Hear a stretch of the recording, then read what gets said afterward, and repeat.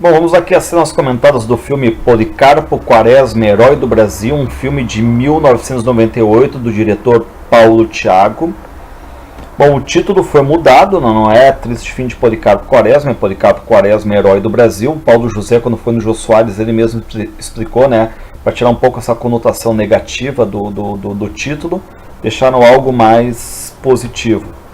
Bom, a primeira cena aqui a gente vai ver o argumento, né? Enfim, o livro se passa na época do Brasil já República, vai pegar como pano de fundo a revolta da Armada no Rio de Janeiro, que aconteceu em 1893. Ó. Quem governa o Brasil é o Floriano Peixoto.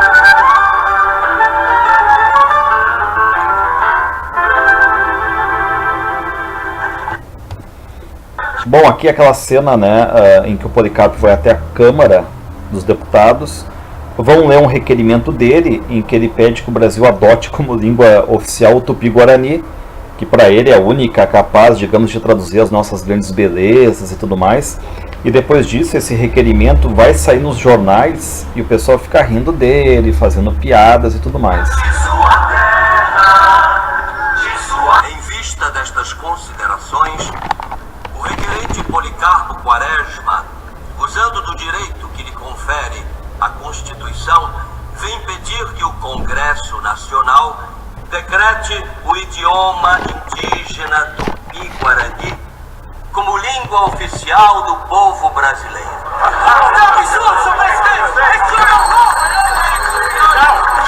Quem faz o Policarpo é o Paulo José. A língua é a mais alta manifestação da inteligência de um povo e sua criação mais viva e original. E certamente, a emancipação política de uma nação exige sua libertação idiomática. Eu discordo! Língua de índio não liberta ninguém! Não pode ser escrita! Não vai ter mais jornal, nem livro! Silêncio! Silêncio! A língua portuguesa é emprestada ao Brasil. A língua do Tupi-Guarani não, é criação original dos que viveram e ainda vivem aqui. Por isso, é capaz de traduzir nossas belezas, aproximarmos da natureza, adaptando-se perfeitamente aos nossos órgãos vocais e cerebrais. Bom, aqui vai aparecer o grande amigo do Policarpo Quaresma, que é o Ricardo Coração dos Outros. Ele é um artista, um tocador de violão, um cantor, um compositor. Ele vem dos subúrbios, né? E ele vem ensinar o Policarpo Quaresma a tocar violão, porque o Policarpo estudou que a modinha, quando ele é um grande nacionalista, ele estudou que a modinha é digamos, a mais genuína expressão da poesia nacional. E o que ela requer é exatamente o violão, o uso do violão. Por isso ele quer aprender. Mas qual é o detalhe, né? O violão, nessa época, é considerado ainda um instrumento meio baixo, de malandro. E o Ricardo, ainda por cima, é um artista do subúrbio, então todo mundo meio que olhando desconfiado aqui pro Policarpo Quaresma. Major, andam dizendo que esse aqui é um instrumento de caboclo. Eu não passo de um reles seresteiro do subúrbio, das ruas esburacadas do Riachuelo. Não se subestime, meu caro professor Ricardo, Coração dos Outros. Você é um gênio. Gênio dos subúrbios, Major. Esses caixotinhos humanos. Não, gênio brasileiro. Professor, estudei historiadores e concluí cientificamente que a modinha é a mais genuína expressão da poesia brasileira. E o violão é um instrumento para a modinha. Para provar isso, é que estou introduzindo você na boa sociedade do Rio de Janeiro. Bom, aqui é o Tango Lomango, né? Já que o Policarpo é um extremo nacionalista, ele vai atrás de histórias, de brincadeiras, coisas que sejam tipicamente nacionais. E aqui ele vai acabar brincando de Tango Lomango, né? Que é uma cantiga popular, que é uma brincadeira com 10 crianças. Uma pessoa usa uma máscara, bate no chão, fala uns versos e corre atrás de alguma criança, né?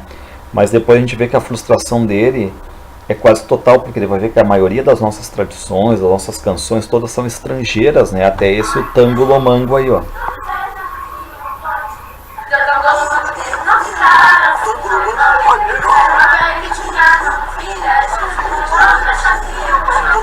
São cenas legais, assim, porque mostra bem esse nacionalismo dele.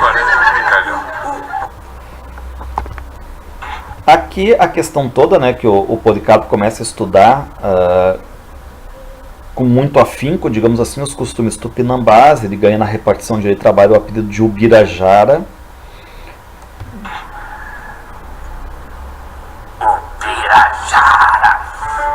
E qual é o detalhe, né? Agora, algumas pessoas vão ali, né? Enfim, até a casa dele, do Policarpo, ele vai abrir a porta, mas ele não vai apertar a mão das pessoas, não vai cumprimentar. Ele vai começar a fazer o quê? A chorar, berrar, arrancar os cabelos mesmo, né?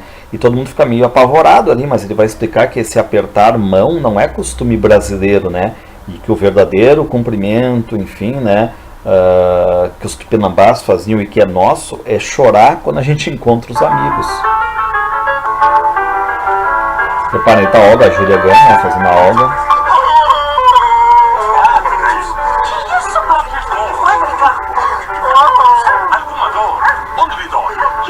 Esse não arranca os cabelos aí, no livro tem arrancar cabelo também. Tá vendo, Adelaide? Vocês não têm a mínima noção dos costumes da nossa terra. Queriam que você desse o braço? Mas isso não é coisa do Brasil. Nosso cumprimento deve ser chorar quando encontramos os amigos, como faziam os tupinambás. Sejam bem-vindos ao Povo Sul. Diabo, é cada susto que se leva nessa casa. O dever da inteligência é surpreender sempre, meus amigos. Sempre. Isso pode ser até... Aqui o ofício em tupi, né? O que aconteceu? O Policarpo, ele agora começa a estudar os costumes, enfim, dos tupinambás e quer sempre provar que sabe o tupi. E aí pegou um ofício escrito em português, claro, né? E começou a traduzir. Ele brinca de traduzir, traduziu em tupi. Só que ele esqueceu o ofício em tupi ali, e esse ofício foi de mão em mão até a mão do diretor, que não reparou que estava escrito em tupi, né? Pensou que era, enfim, língua portuguesa, assinou e foi até o ministério. E aí, na hora, né, ninguém conseguiu entender nada, o diretor que estava ali, né, enfim, para conseguir um cargo maior, tem esse cargo negado, por causa desse mico que ele vai pagar ali, não vai conseguir ler um ofício, né.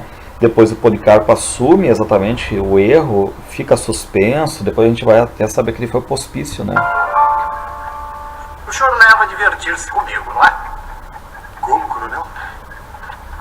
Quem escreveu isso? Fui eu. E tem o cinismo de confessar. Que diabo de língua é essa banafunda? Tupi-Guarani. Eu assinei em confiança e esse tupinambá foi dado no ministério. Por causa dessa sua molecagem, eu recebi uma censura do ministro. O senhor acha que pode usar língua de bugre em documentos oficiais? E outra coisa, o senhor foi trabalhar numa repartição pública vestido de índio? Mas o senhor não sabe que a língua... Eu não sei. Aqui ele vai pro hospício, e qual é o detalhe, né? No livro é uma cena bem rápida assim, né? Que ele vai pro hospício, sabemos que ele vai ficar uns 6 meses, depois consegue sair até se aposentar, mas no filme aqui vai ficar um bom tempo em cima dessa questão do hospício, vai abrir personagens. Ele não é louco, né? Só tem umas ideias mais avançadas aqui, ou menos. Que a questão toda a crítica aqui do Lima Barreto é exatamente esse nacionalismo, fechar a tua vida para as ideias que vêm de tudo quanto é lugar. Eu não sou louco. Eu sei. Aqui ninguém é louco. Aqui não sou eu. Aqui ninguém é louco. Bom, aqui ele chega depois que ele sai do hospício. Tudo dá. Ele sai do hospício então, né? E aí ele acaba comprando um sítio no interior do Rio de Janeiro, o sítio Sossego, e ali ele quer botar, digamos, as suas ideias agrícolas em jogo. Porque o Brasil tem as melhores terras, segundo ele, né? Tudo é melhor, melhor clima. Tudo que pode ser tirado da terra. Que terra santa e bela parece o chão da salvação. Pra quem trabalha nela, Sítio explode em cada grão. Então é o sítio do Sossego aí, né? Ele encontra todo maltrapilhos, né? E aqui a gente vê a total falta de habilidade do Policarpo nas questões da terra, né? dedinho a terra.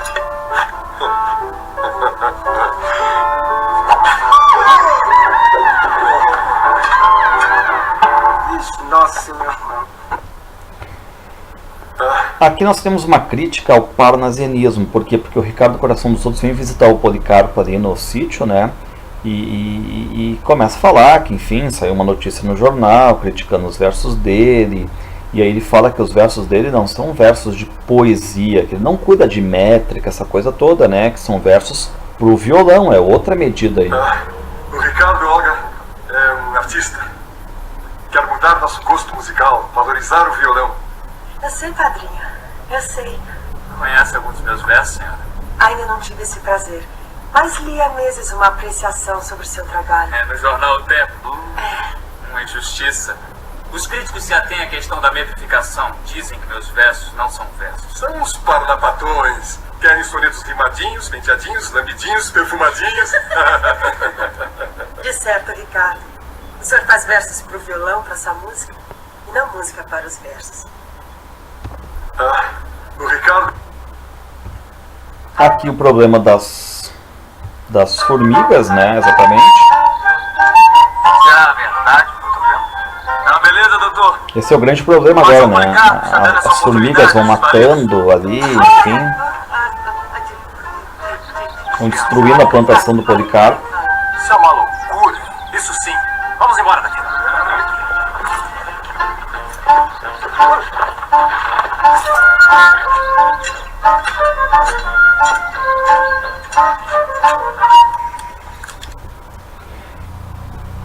Bom, aí o Policarpo, né, ele faz um memorial e depois vai entrar, está escrevendo um memorial sobre as questões brasileiras, a questão da reforma agrária, e depois vai entrar o Felizardo, o agregado dele, o funcionário dele ali, né, e diz que não vai trabalhar no dia seguinte porque está arrebentando uma revolta, essa revolta da Armada, e o governo está recrutando todo mundo, né, e o Policarpo, que meio está distante dessas coisas agora, né, enfim, ele abre o jornal e vê que estourou no Rio de Janeiro a revolta da Armada, e o Policarpo, ele é um nacionalista. Então o que vai acontecer? Ele vai até a estação, vai até o telégrafo lá, né, e vai escrever pro Floriano, né, enfim, peço energia, Todos os problemas do país. tô entrando aí, né. Alguém vai ler? Reparem que ele é um cinquentão, o Policarpo, já aposentado.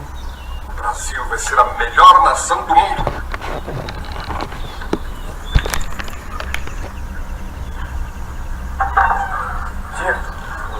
Entra o Felizardo aí.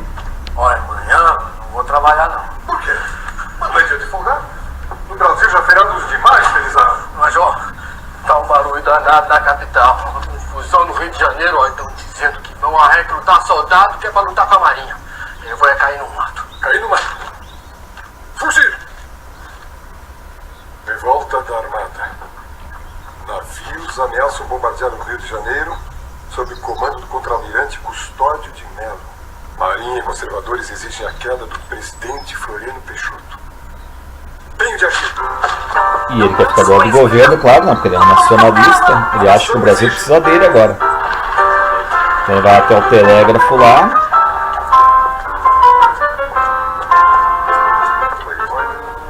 Telegrama, por favor. Marechal Floriano Peixoto. Presidência da República, Rio de Janeiro. Presidente, vírgula, peço energia, ponto. Sigo já, exclamação. Policarpo Quaresma. E aí ele se toca de volta pro Rio de Janeiro, né? Bom, aqui ele vai conseguir falar com o Floriano, ele entrega o memorial, mas o Floriano meio que rasga uma parte ali para escrever uma ordem, né? Não tá cagando, digamos, né, pro Policarpo. Entre, homem, por favor. Eu tenho me dedicado à agricultura, Marechal, sempre pensando nos problemas do Brasil. Ó, entrega o Tomei a memorial. liberdade de lhe trazer este memorial. Põe aí. Bustamante, você conhece o meu ministro da guerra? Perfeitamente, senhor. Fale com ele em meu nome. Não. É melhor eu mandar um bilhete por você. E ele vai rasgar então um pedaço do memorial do Policarpo. Marechal, meu memorial? Não é nada.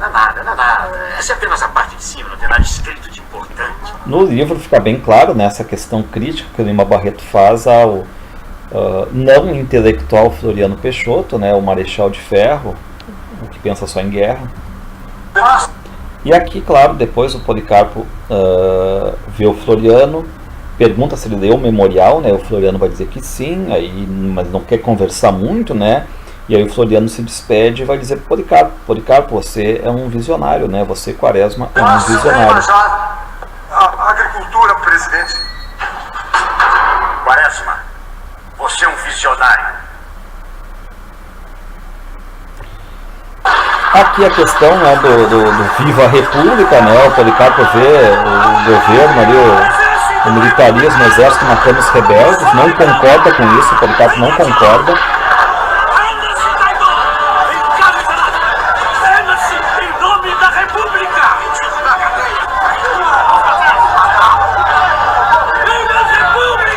Recorda, depois são rendidos, colocados num lanchão, entram lá pra ilha, são fuzilados, né? E o Policarpo não concorda com isso. Levem esse também. Isso é uma violência! É esse aí. Vou enviar hoje mesmo carta ao presidente Floriano, denunciando esta arbitrariedade. E aí que ele vai se dar mal, Hoje né? mesmo. Porque ele vai enviar uma carta pro Floriano, não concordando com isso, e vai acabar sendo preso. Senhor Tipo o presidente. traidor da pátria. Prisioneiros têm sido levados à noite para um lugar ignorado. Marechal Floriano Peixoto, em nome da República,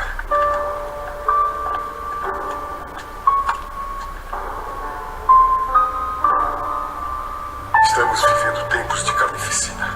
Tá ali com pincenê ainda, aqueles óculos sem a haste lateral. Bom, e aqui ele vai preso, né? E aquele famoso relato que ele entregou a vida toda dele ao Brasil. E como é que o Brasil está recompensando ele? Com a morte. Como acabarei?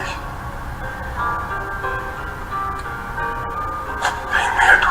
Lembrar que os 3 projetos dele são fracassados das 3 partes do A livro. pátria vai me recompensar com a Projeto morte. de costumes, fracasso. Projeto de reforma agrária, fracasso. E agora o projeto administrativo dele também fracassado. Tudo fracasso. O Policarpo é uma vida de fracassos aqui. E desde os 18 anos virou um grande nacionalista, empenhado em dedicar toda a mocidade, a virilidade e a velhice para a pátria. Como é que a pátria vai recompensar ele? Matando, né? Bom, no filme vai aparecer a morte, que eu vou passar agora, né? Mas no livro a gente só depreende que ele vai morrer, né? No filme vai colocar a morte dele. Preparar! Apontar! Viva o povo brasileiro! Aqui é Pinduranimá! Fogo! E aparece ali na camiseta dele ali, os explosivos ali, dá pra ver, né? Um pouco mais à frente, um pouquinho mal feito ali, mas ok, né? Descansar! Arma!